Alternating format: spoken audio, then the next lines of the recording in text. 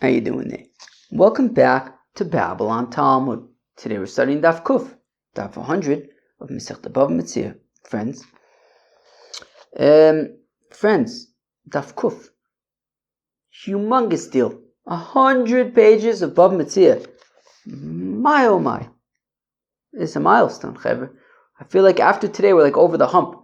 Now there's a lot more to. We still got another about 2.5 weeks, which is it feels like mamish. The siyum of BavaMetzia is within reach. It's unbelievable. Today's daf is not the easiest. I don't know. I wonder if it's going to be a long one. It might be. But it's a great daf. BavaMetzia. I mean, All right. So we're going to start daf Kuf Mud Aleph at the Mishnah all the way at the top. Hamachlif pari b'chomer. Givaldik, kinyan chalifin, Chaver. We know, I'm so proud of us that we know what a kinyan chalifin is. No big deal. Yeah, kinyan chalifin. We know. It's unbelievable. Kinyan chalifin. Great. Sure, what's a kinyan chalifin? Well, as we know, it means that Shimon has a cow, or at least this is one possibility of how a kinyan chalifin. Anyways, a kinyan chalifin. An example of a kinyan chalifin is Shimon has a cow, Reuven has a donkey. They want to swap. So how do they swap? Shimon goes over to Reuven's house, gives a tug. Shimon goes over to Reuven's house, gives a tug to Reuven's donkey. Right? There's a kinyan meshicha on Reuven's donkey. And then Memele, now that Shimon is the owner of Reuven's donkey, Reuven Memele is the owner of Shimon's cow. Now, Reuven and Shimon are both at Reuven's house. Shimon does a kinyan meshicha on Reuven's donkey in Reuven's house. Shimon's cow is at Shimon's house. And yet, magically, when Shimon becomes the owner of Reuven's donkey, Reuven Memele becomes the owner of Shimon's cow. They do a switch. By Shimon making his kinyan meshicha on Reuven's donkey, Shimon's cow becomes Reuven's. It becomes a switch.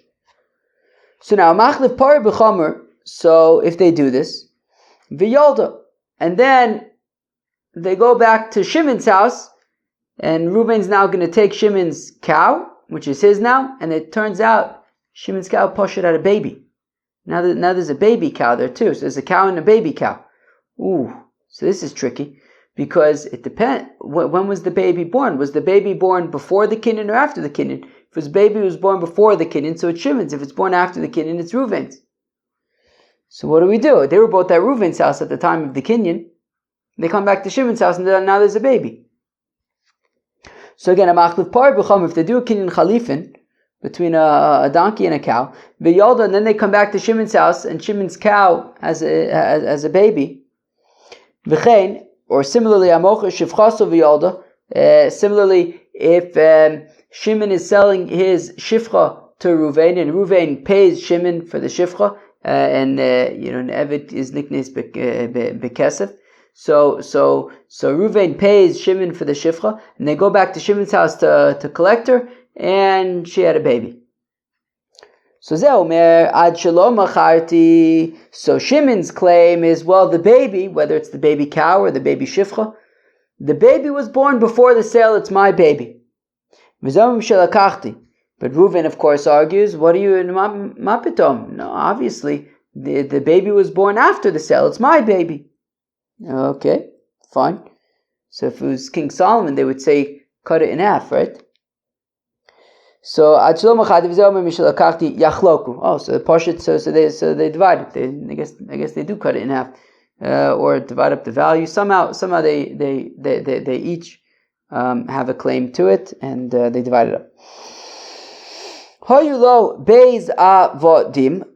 Right? If Shimon has two avodim, echad gadol ve'echad kohen. One is a gadol and one is a kohen. I assume that this is talking about a minor and an adult.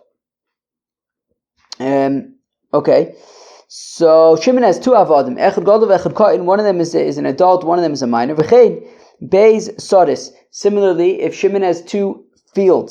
Echad gedola v'achas ketana. One of them is big and the other is small. Halakech omer gadol lakachti. So Ruvain the buyer says, I bought the big one. It's mine. V'alo omer eni odeh. And Shimon says, Oh, remember I once made that joke? I once made a cow joke. And that was great. I was thinking the other day, what was it, yesterday? I was thinking about all the different things I complained about over the years. So we talked about Bobo, and I was thinking about what was after Bobo, because after that I went to America. Remember during Masechta Psachim and Shkolim and Yoma, remember what I was complaining about? The Nudnik, my next door neighbor, would always play basketball when I was trying to record. It would drive me crazy. Remember that? Well, Hashem, there's a lot to complain about. All right. So where am I? So okay, fine. Okay, okay. So Shimon has an Eved who's a gadol, an Eved who's a kohen. A field that's big, a field that's small. Ruvain says, I purchased the big one. Shimon says, I don't know. So Zocha Begadol. Okay, so Reuven says he does know. Shimon says he doesn't know. So we go with what Reuven says, and he gets the big one. If Shimon says, "Look, I sold you the small one," Reuven's like, "Okay, that could be. I have no clue." So then in Lila Cotton. Okay, so then we go based on Shimon, and Reuven gets the small one. What if Reuven is positive that he purchased the big one? Shimon is positive that he sold the small one. Yishava Mocher, so Shimon swears Shakotin Mochar that he in fact sold the smaller one. Ze Omer Eni Yodea, if both of them say I don't know if it was the big one or the small one, and they both agree that they don't know, Yachloku, so then they divide it. Alright, very beautiful Mishnah. Says the Gemara, Amai Yachloku. Okay,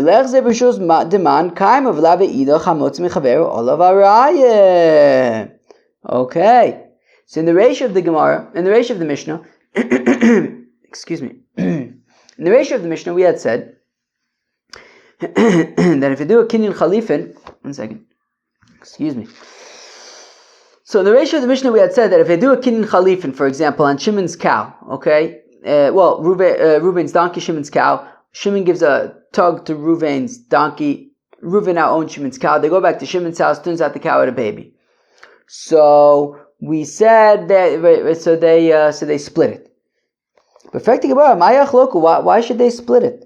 Let's see, in whose possession is it right now? Meaning, if they went back to Shimon's house and discovered the baby in Shimon's house, well, it's right now in Shimon's house. It's Shimon's.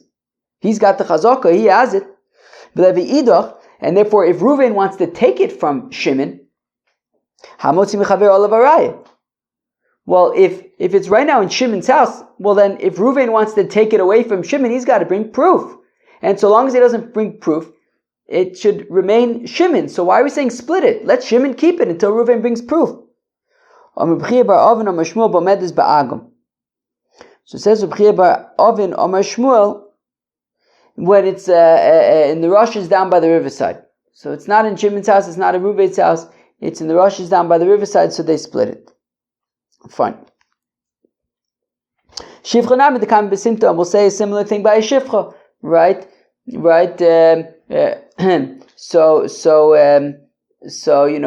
Reuven says the baby is mine, Shimon says the baby is mine. So the reason why we don't say, just if it's at Shimon's house, let Shimon keep it and let Reuven bring a proof, is because the Shifcha is, Reuven and Shimon are making the deal, the Rosh Hashanah, and she's like in the alleyway next door, close by, and she's in neither of their houses. But still, affecting Gemara the same question, still. The cow, the Shifcha, was initially with Shimon. So therefore the chazaka is that the baby would be Shimon's. So just from the fact that that there's a chazaka that the Shifcha or that the cow belonged to the to Shimon. So again, let's go back to Amotz Mechaver Alav Arai and say that Reuven should have to prove it. And otherwise Shimon keeps it. Hamani Sumchis the Amar Maman Amuto B'Safek Cholkin. Well, this is the opinion of Sumchis, who holds that Maman Amuto B'Safek, that when you have a suffix, when it comes to Mammon, it comes to money, so you split it. So therefore, we're not sure if the baby belongs to Reuven or to Shimon, so they split it. Below Shvu, and nobody has to kind of swear, they simply split it. Eimer de Omar Sumchis B'Shema V'Shema, B'Fekti Gemara, 1 second. I'll say that when Sumchis says Mamanamuto B'Safek Cholkin, that Safek Mamanis you divide up, I'll say that when it's Shema V'Shema, when both are uncertain, B'Bari Mi Omar, would Sumchis say that they divide it when both of them make this definitive claim? Right? Meaning, in our Mishnah, we said that Reuven says the baby's mine, Shimon says the baby's mine. So both of them are definitive in their claims, and we're saying that they divide it up, and we're saying because it's like Sumchis who says that Mammon Hamutu B'Safek Cholkin. But would Sumchis say that that's the halacha even when they're both certain in their claims? Maybe Sumchis would only say that when they are both uncertain in their claims. Rabbi Ravuna says, Rabbi Ravuna in, yes. Amar Sumchis afilu b'bari uvari, yes. When Sumchis says Mammon Amuto B'Safek Cholkin, it means in all scenarios, even b'bari uvari, even when both are certain, still Sumchis would say Mammon Hamutu B'Safek Cholkin. So even when Reuven says it's my baby and Shimon says it's my baby, still they would divide it up according to Sumchis. Rava Amar says, Rava la'olam ki Amar Sumchis Shema v'Shema. Rava says, look, really when Sumchis says that Mammon Amuto B'Safek Cholkin, that you divide up a Safek Mammonis, that is right by Shema v'Shema, when they're both uncertain about about who it belongs to. So then they divide it up. Havabari Vari Lo Amar. But when they're both certain in their claims, Sumchis would not say that we divide it up. Utni, and therefore teach in our Mishnah, Ze Omer Shema ad shelo macharti, v'ze Omer Shema mishelo kachti. That it's a situation of Shema v'Shema, which is why the Mishnah says to divide it up. That Shimon says, well, maybe it was born before I sold it. And Reuven says, maybe it was born after I bought it. So because they're uncertain, that is why we divide it up. Tnan, Ze Omer eni yodea, v'ze Omer eni yodea, Yachloku. So at the end of the Mishnah, right, the very end of the Mishnah, we said that if both of them say that they don't know, well, then we divide it up. So B'Shlomo the Rava, so this makes sense according to Rava. Midaseifa Shema v'Shema, Reisha Nami Shema v'Shema.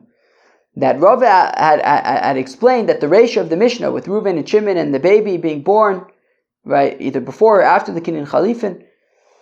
So Rava had explained that was talking about maybe, right? Reuven says maybe it was born after I bought it. Shimon says maybe it was born before I sold it. So it's Shema v'Shema, and therefore Yachloku, therefore we divide it up. So now the Seif of the Mishnah, the very end of the Mishnah says that Ze Omer eni yodea v'ze Omer eni yodea, Yachloku, that when both of them say they don't know, right, in the context of the adult and minor Eved and the big and small field. So we say that if both of them say they don't know, we divide it up. So I understand according to Rava that just like in the Sefer we're talking about where both of them are uncertain, so also the Reisha is talking about where both of them are uncertain, like he suggests, right? So again, the Sefer Shema v'Shema, since the Sefer is talking about when both parties are uncertain, Reisha Nami Shema v'Shema, so in the Reisha also both parties are uncertain. El Rabbi Rav Huna the Amar in Amar Sumchis afilu b'bari uvari. But now according to Rabbi Rav Huna, who says that Sumchis would say that they divide it up even when both of them are certain in their claims. Well, if that's the case, then why do I need the Reisha to be talking about Bari Ubari and the Seifa to be talking about Shema v'Shema? Hashda Bari Uvari Amar Yachloku, because if after all in the Reisha, where it's Bari Uvari, where they're both certain in their claims, and we're saying Yachloku, well then, Shema v'Shema mibaya, do I even need to teach? Is it even necessary to teach in a scenario of where both are uncertain that we divide it up? Even where they're both certain, we divide it up. Certainly where they're both uncertain, when they're both certain, we divide it up. Then certainly when they're both uncertain, we would divide it up. very, very certain over there. Well, lo area. Meh, that isn't such a good proof. It's not such a good proof to say that, well, if I know that by Bari Uvari, then I don't even need to teach Shema V'Shema. Because I could explain, Tana Sefer L'Galu Yereisha. I could say, you know what? I do need to teach Bari Uvari and Shema V'Shema and say that in both cases you divide it up. Because if we would only have one of the cases, guess what I would say? You know which case that's talking about? Shema V'Shema. Shalotoma Reisha Shema V'Shema. If you would only have the case, right, the Reisha and not the Seifa, so then you would say, you know what the Reisha is talking about? Shema V'Shema. Kind of like what Rava says. Have a Bari Uvari Lo. But maybe in a scenario of Bari Uvari, when they're both certain, I might say that you would not divide it up.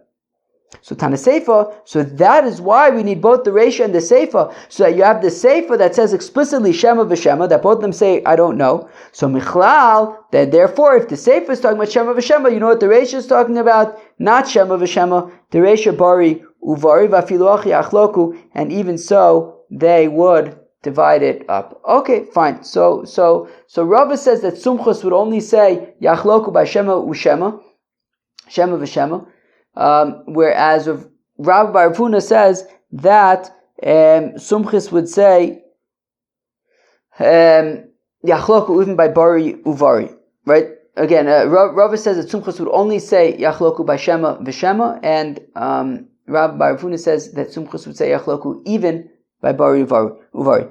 Tanan Ze Omer Gadol Ze Omer Kain. Okay, if right, so either by the Eved or by the Sada.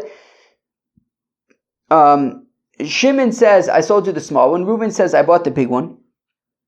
Yishava Amocher Sheka'en Mocher. So Shimon needs to swear that he in fact did sell, that it's the smaller one that he sold.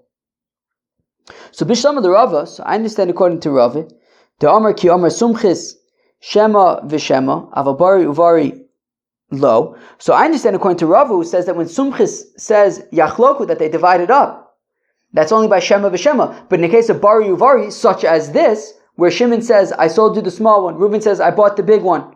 So it's Bari Uvari, and we're not saying Yachloku, we're saying that Shimon has to swear. So Vari Lo Omer, so Mishumachi Yishava, that's why Shimon has to swear. Because we don't say Yachloku, because it's Bari Uvari.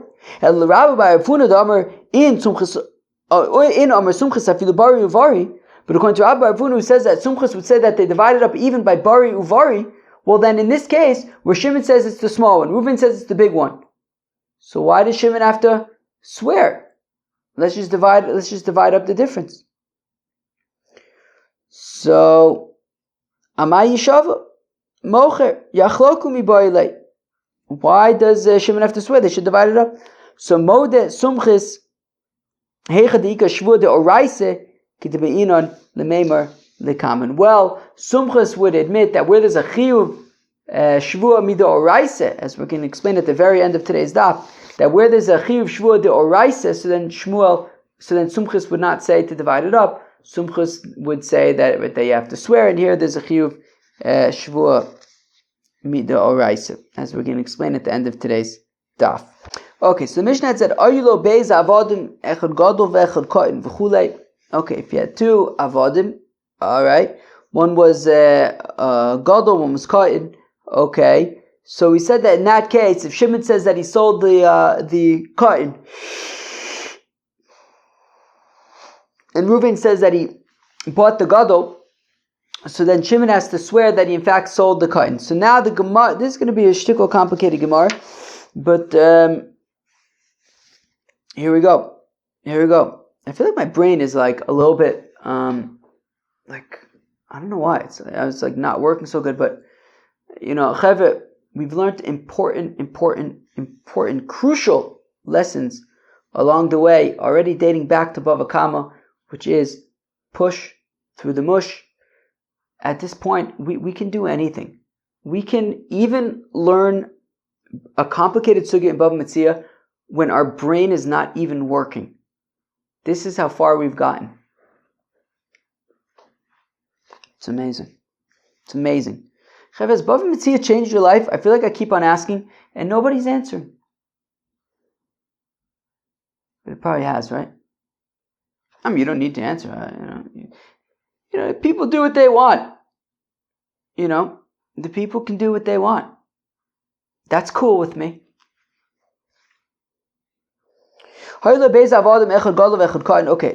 you had two avadim, one's a gadol, one's a katan, and Shimon says that he sold the katan. Reuven says that he bought the gadol. So we said that they have to swear. The question, Shimon has to swear that he in fact sold the katan. The question is why. The fact, the Gemara is going to ask three kashas on the fact that he has to swear. Why does Shimon have to swear? Firstly, well, firstly, it's apples and oranges, right? You have to swear if it's modeh b'miktsas, right? Shimon says, Reuven, you owe me $100. Reuven says, I only owe you 50. So he's admitting a part, partially to the claim. The claim is for a larger amount. He admits to a smaller amount of the larger amount. Here it's pashut apples and oranges, right? Shimon is saying that he sold the katan. Reuven is saying that he purchased the gadol. Two different people. This is not a smaller portion of a larger whole. This is pashut apples and oranges. So therefore, why does Shimon have to swear? Right. So again, why would Shimon have to swear? Mashatanu lohodalo. What is being claimed against him, he's not admitting to any part, he's admitting to something else. Mashatanu, what he admits to lo toano is not what was claimed from him. Ve'od heilachu. Additionally, it's heilach. I think heilach came up yesterday, I think. But of course, also the beginning of the Masechta, that when it comes to modeh b'miktsas, if Shimon says to Reuven, you owe me $100, Reuven says, I owe you 50, here they are. And then Be'etzim, he's denying their other 50, so he's denying 100% of what's left, so and he's kofar bakol, so he doesn't have to swear.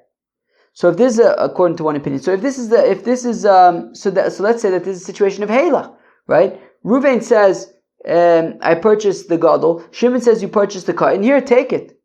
In which case, why should he have to swear anymore? And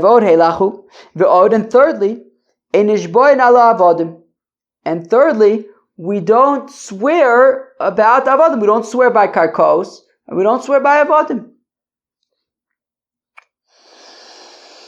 So Rav answers by saying b'to'amu demei.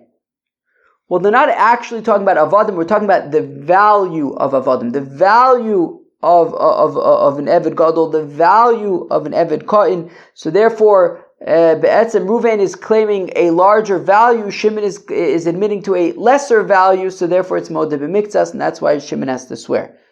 Right? Reuven. I guess that's one side effect of my brain not working so good. I feel like I'm going to have to keep on repeating myself just to make sure that I'm saying the right things. That Reuven is making a bigger claim. Shimon is admitting to part of the claim. So Amar Rab B'To'anu D'mei, that Be'etzem it's a claim of money, not of an actual eved, but of money. D'mei eved gadol. Reuven saying that I purchased that I paid the value. That I'm owed the value of a eved gadol. So D'mei eved gadol, D'mei eved katan.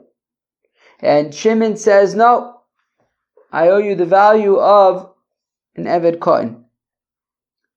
D'mei sadik gadola, D'mei sadik tan. Reuven's claiming the value of a large field, and Shimon's admitting to the value of a small field. So therefore it is modeh b'miktsas, and that's why Shimon has to swear. Now, there's still the question of Heilah. Okay, so the Gemara is going to get to it later.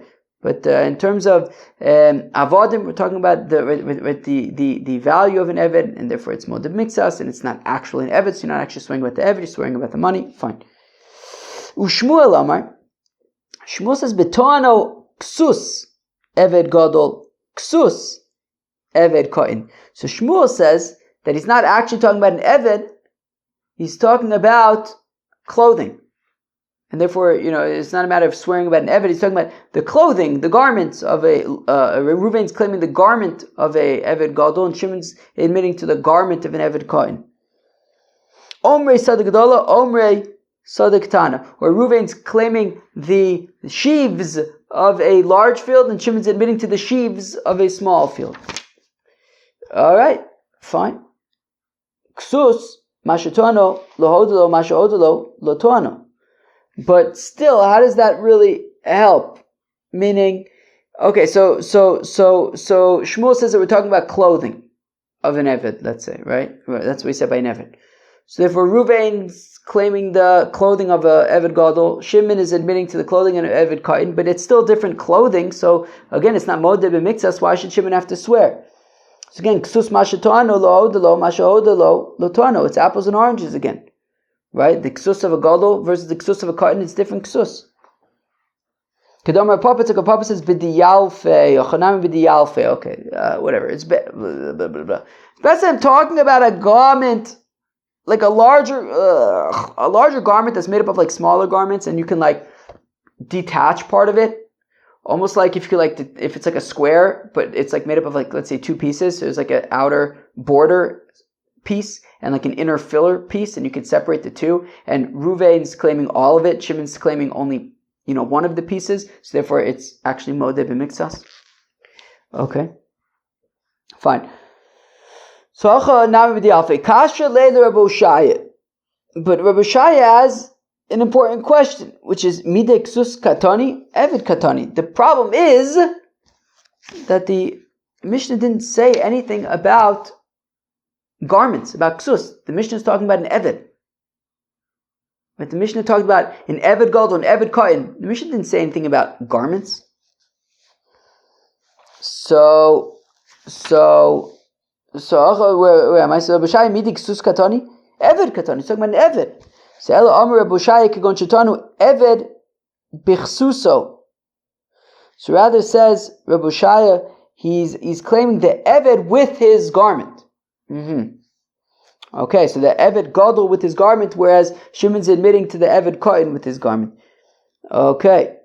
V'sadeh ba'omarel, and the field with its sheaves. Okay. Okay, but still, for focusing on the clothing, right? The Eved with the clothing, and Ruvain's talking about the Eved with the Gadol with the clothing, and Shimon's talking about the Katan with the clothing. So it's different clothing. So why isn't it? Well, it's apples and oranges. Why would there be a Shavuot? I'm a Papa with the Alfei. So again, going back to it's talking about this larger garment that has that also has another garment attached to it. And the question is, part of the garment or the whole garment. Fine. Kasha of Sheshis has a kasha zokik in osalashma'inan. So Rav Sheshis asks a kasha. So what's the point? What's the confusing point of all this? Okay, Ruvain is claiming an Eved with the clothing, an Eved Gadol with the clothing. Shimon is admitting to an Eved Katan with the clothing. And what's kind of the point? Is the point of Zokikin that, what does Zokikin mean? Well, it means that you can't make a shvua on an Eved, but you can make a shvua about the clothing. And once already you're going to make a shvua about the clothing, so then you would also make a shvua about the Eved, that it was that Shimon would make a shvua that he sold the Katan and not the Gadol. But Tanina, we already have a Mishnah in Masechta Kiddushin. I think it's in Masechta Kiddushin. Zokakin an nechasim shein loyim achrayis, it's an nechasim sheish loyim achrayis, l'shav aleim. We already have a Mishnah, we know this halacha.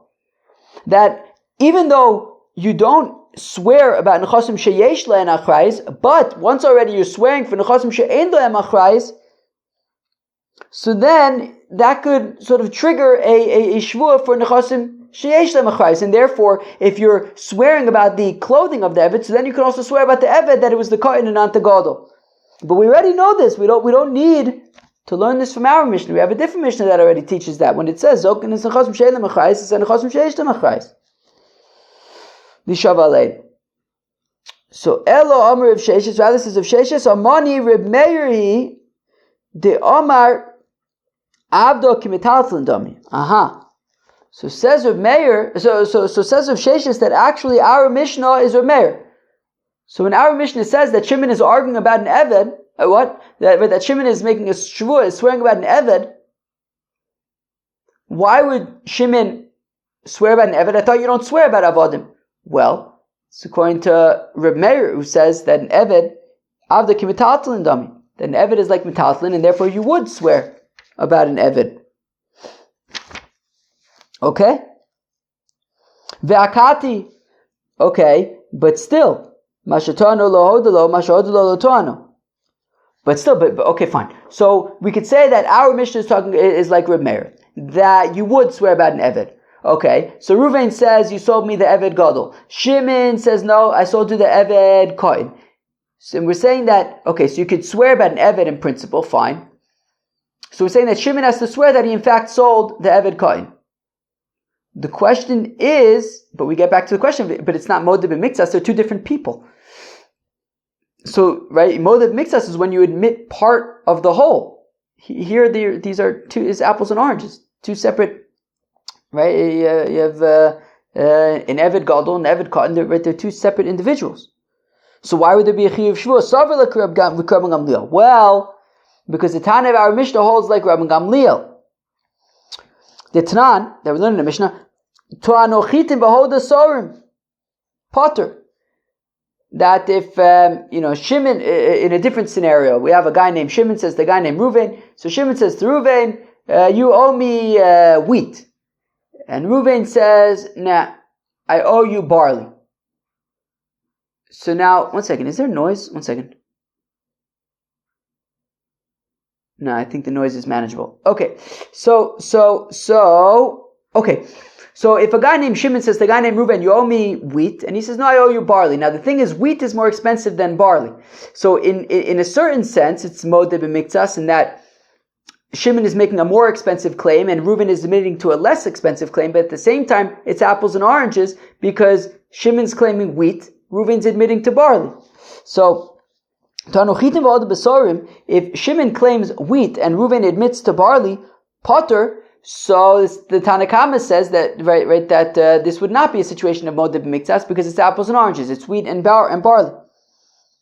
Rabban Gamliel says no. Even though it's wheat and barley, this would still be considered Modeh b'Miktsas because it's basically admitting to lower value, right? Meaning Shimon is claiming more value and Reuven is admitting to less value. So therefore, that would be enough to qualify for a shvuah. And therefore, we would say the same thing here. If you say that the Mishnah is like Reb Meir, that you would make a shvuah about avodim, and we say that the Tana of our Mishnah also holds like Rabban Gamliel, that with sort of a higher value and a lower value, that is enough to trigger a shvuah, right? So therefore, Shimon admitting to saying that I sold an Eved Kohen, not an Eved Gadol, would be enough to trigger a shvuah. But akati heilachu, okay. But there were three questions. There was the question of how can you swear for an Eved? So we answered that by saying that it's Reb Meir who says that an Eved is like metatlim. We said, okay, what about the fact that it's apples and oranges? We explained that Rabban Gamliel. But there was a third question, Heilach, that Shimon says, look, I sold you the Eved Kohen, take it, take the Eved, and therefore he should be potter from a shvuah because he's be'etzim kofar b'kol for all the rest. It's Heilach. So Omar Ravit, so says Ravit, Avda de kota liyodei. Well, we could say that it's talking about an Eved where you chopped off the hand. That's talking about an Eved where you chopped off the hand.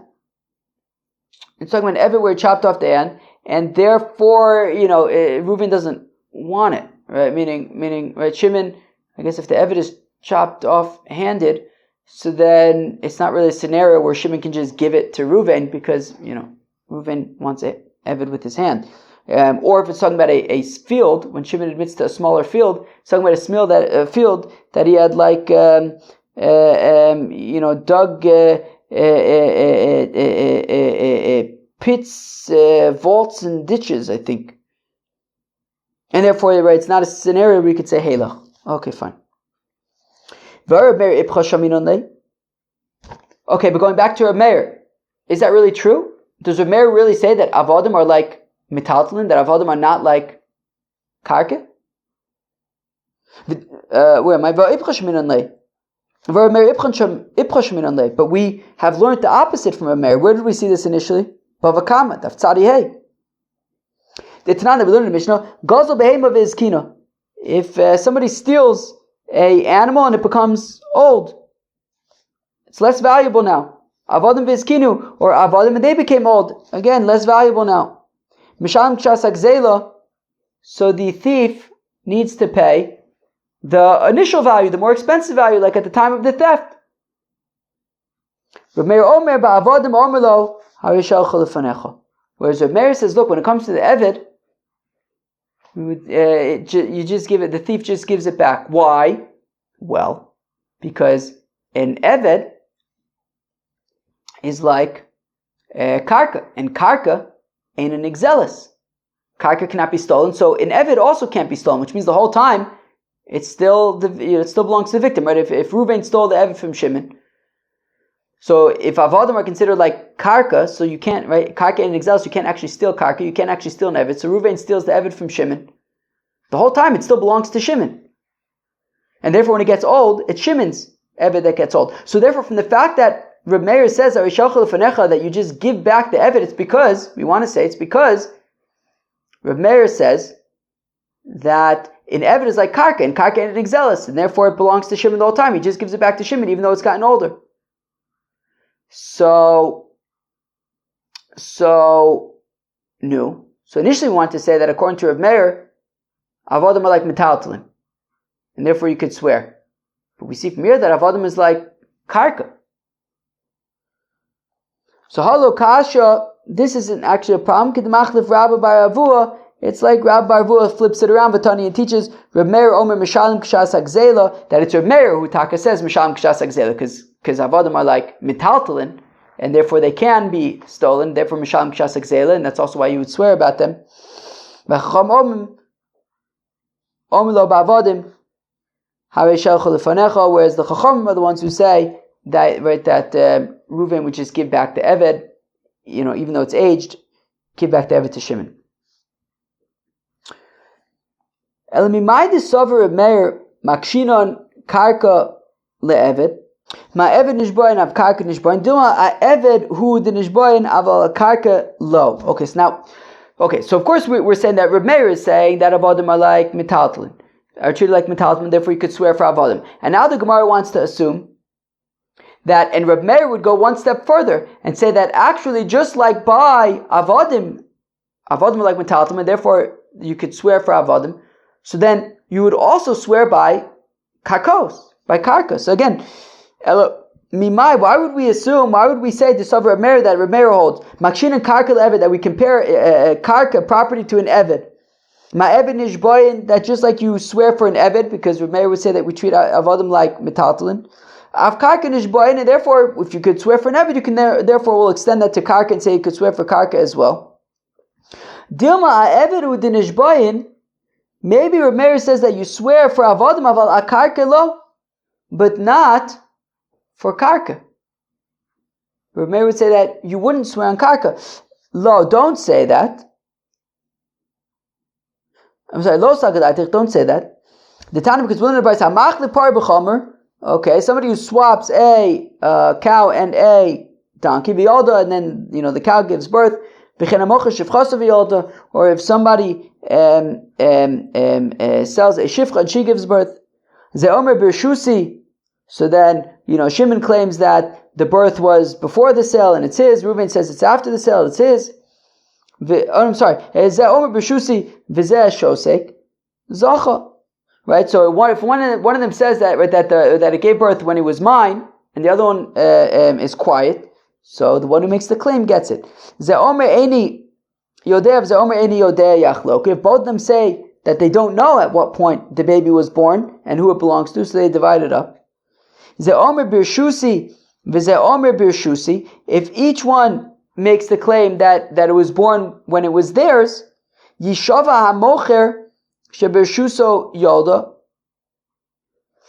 it's the seller who will have to, so Shimon in our case will have to swear that in fact the baby was born when it was his, and then he won't have to, and then he can keep it. Because in general in the Torah, of course, we know that you generally swear in order to prevent yourself from having to pay, rather than swearing and taking. Right? If Shimon says to Reuven, "You owe me $100," and Reuven says, "I owe you $50." So we say, "Okay, Reuven, if you're telling the truth, swear that you in fact only owe $50, and then you won't have to pay 100." We don't say, "Shimon, swear that you're telling the truth, that you're owed 100, and then Reuven will have to pay you 100." We don't say that. Whenever we have a shvuah in the Torah, you swear in order to prevent yourself from having to pay. You don't swear so that you can then collect. So here also, Shimon would swear that the baby was in fact born before the sale, and then he can keep the baby, he wouldn't have to pay it. Rather than Reuven swearing that it was born in his rishus, and then he would take it from Shimon. That's Rav Meir's opinion. The Chacham say, "Ein nishboyin lo alo avodim v'lo ala karkos." Whereas the Chachamim say that we don't swear either for avodim or for karkos. So the implication being that since the Chachamim are saying that we don't swear by avodim and by karkos, so then, so the example that we were just giving, right, so we gave right. So these examples that we were talking about were hamachlif par b'chamer and also mocha shifchaso, okay? So, and Rav Meir would say that Shimon has to swear. Whereas the Chacham then respond and say, no, we don't swear for avodim and for karkos, implying that if the Chacham hold that we don't swear for avodim and karkos, Rav Meir holds that not only will you swear for avodim, but also for karkos. Rav Meir Sover does not imply that Rav Meir holds nishbayin, that you would swear not only for avodim, in this case the shifcha, but also in general for karkos. Mimai, to which we say not necessarily. Dilma kishem ka'amrulei. No. Maybe what they're saying to Rav Meir is, no, look, Rav Meir, we both agree that there's no shvuah for karkos. And the Chacham's arguments to Rav Meir is that, well, just like you agree with us that there's no shvuah for karkos, agree with us as well that there's no shvuah for avodim. Right? Kishem Kamrule, they're saying to him, Ki eichi the odis lam bekarkos, just like you agree with us and you admit to us that there's no shvuah by karkos, odi lo nami ba'avodim, also admit to us by avodim that there's no shvuah for avodim. Teda, and you should know that this is correct, that Reb Meir says that there's no shvuah for karka. Ditnan, because we're in a Mishnah. Where is this Mishnah? We saw this in Gittin. Reb Meir almost says, Reb Meir, yesh dvarim she'en kikarka ve'en kikarka. There are things that are like karka, but also not like karka. Ve'en chacham modem lo. When the chacham don't agree with him, Ketzah, what are we talking about? Yud gifanim to unis masarti l'cha. If Shimon says to Reuven, I gave you 10 grapevines that had grapes on them, V'ala Omer, and Reuven says, Einon el chamish, no, it was only 5. Reb Meir mechayev v'chacham om chom chumel kaka areu kekaka. Reb Meir says that Reuven is chayev to swear, because it's modeh b'miktsas. And the chacham say that, look, since we're talking about vines that are attached to the ground, it's karka, and you don't swear for karka. Rabbi Yosef B'Chanina says, Rabbi Yosef B'Chanina, Anov ma'omdos libotzei kebenayu, and the machlokes is specifically when we're talking about grapes that are ready to be harvested. To ma'asaver kibitzuris damin, to ma'asaver lav kibitzuris damin, the machlokes between Reb Meir and the Chacham is, do we consider grapes that are ready to be harvested as though they are already harvested and as though they are metaltalin? Reb Meir says, yes, we treat them as though they're already harvested, therefore they're metaltalin, and therefore you swear. Modeh b'miktsas, and you swear. The Chacham say no, even though they're ready to be harvested, we still treat them like they are karka, like their property, and ein nishbayin al karkos. But we see the point being that Reb Meir only says that you swear because he treats them like metaltalin. He does agree that if they were to be karka, you would not swear for karka. Okay, fine. Wow, this has been a whole mess. This has been a whole freaking mess. Where even are we? Where are we? Where in the world are we? I don't even remember. We wanted to say that it's Reb Meir, and then that's why you would swear for karka. They wanted to say that, okay, but isn't it apples and oranges? So we say it's like Reb Gamliel. But then we asked the kasha, does Reb Meir really say that it's metaltalin? Right. Right. There's so many different parts to this Gemara. You always have to remember, is it talking about like the Kinyan Khalifin with the donkey and the cow and the Shifcha? Or are we talking about with the Eved Gadol and the Eved Katan and the Sada Gadol and the Sada Katan? Are we talking about where they agree, where they disagree? Bari, Shema, there's like so many pieces. But, okay, this is where we're at. Where we're at is that we want to say that by the Eved Gadol and Eved Katan, it's Rav Meir who says that you swear by Avadim. Fine. That's all fine and good. But there was another part to that, which is the Sada Gadol and the Sada Katan. So while sure we can explain that by the Eved, it's Rav Meir who says that you swear by Avadim, but we just also said though that Rav Meir would say that by Karkos you wouldn't swear by Karka. So how would you then explain that piece? Why would you be swearing by Karka? Okay. So therefore we abort ship. We abort that whole mahalach to say that it's like Rav Meir who says Avadim are like Metaltlim. We abort that whole ship. And Ella le'olam could do Rabbi Hoshaya. Rather it's like Rabbi Hoshaya say. What does Rabbi Hoshaya say? The Eved Biksuso, V'Sada B'Marel. That was what Rabbi Hoshaya said. We're talking about the Eved that, Ruvain says that it's the Eved along with his garment. And then, right, the Eved Gadol with his garment, Shimon says it's the Eved Katan with his garment. And then we said, okay, what's the Chiddush though? We're saying that, right, so what is the whole point of Zokikin? What, that you swear for the garment, and then once you swear for the garment, you also swear about the Eved? When the Kashach Zokikin, it's Twich, no, I need it, because Sagadatik Amino Ksus Eved Ke Eved Dami, Omre Sadek Ke Sadek Dami Kmashman. Well, I do need it, because I may have thought that the garment of an Eved is considered like the Eved himself, and you wouldn't swear. Right, or that the sheaves of the field like the field itself, and you wouldn't swear. So Kamashmalan that no, you taka do swear. All right. Wow, that was a whole thing. All right, let's wrap up this daf.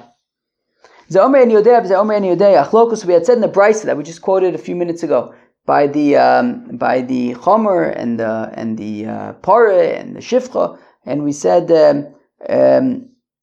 If both of them, so the question is, when was the baby born? And right, if both of them say that they don't know, so they divide it up. How many?